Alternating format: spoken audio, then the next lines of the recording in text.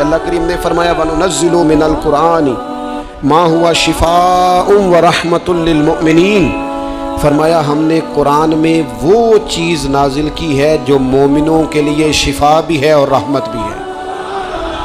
ہم نے قرآن مجید کے اندر وہ چیز نازل کی ہے جو مومنوں کے لیے شفا بھی ہے، اور قرآن مجید شفا بھی ہے، اور قرآن مجید شفا بھی ہے، اور قرآن شفا بھی ہے اور رحمت بھی ہے۔ لیکن اس آیت کا اختتامی جملہ پتہ کیا ہے؟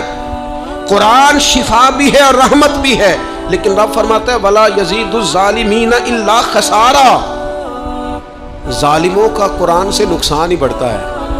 جو ظالم ہوتے ہیں نا ان کا نقصان بڑھتا ہے قرآن کی وجہ سے، ان کا خسارہ بڑھ جاتا ہے۔ حالانکہ قرآن کیا ہے؟ شفا، اور لیکن وَلَا يَزِيدُ الظَّالِمِينَ إِلَّا خَسَارًا، ظالموں کا اس سے نقصان۔ قرآن مجید شفا ہے۔ یہ جو گندے نظریات ہوتے ہیں یہ بھی بیماری ہوتی ہے۔ کفر ایک بیماری ہے، الحاد ایک بیماری ہے، گندا نظریہ ہے۔ یہ کوئی نہیں معاذ اللہ کائنات کو بنانے والا، یہ ایک باطل نظریہ ہے۔ قرآن مجید نے جگہ جگہ اللہ کی توحید کے دلائل قائم کر کے بتایا کہ کائنات کو بنانے والا رب ہے۔ هو الذی خلق لکم ما فی الارض جمیعا ثم استوی الی السماء فسواہن سبع سماوات وہو بکل شیء علیم، فرمایا زمین میں جو کچھ ہے نا وہ رب نے سارا تمہارے لیے بنایا ہے۔ پھر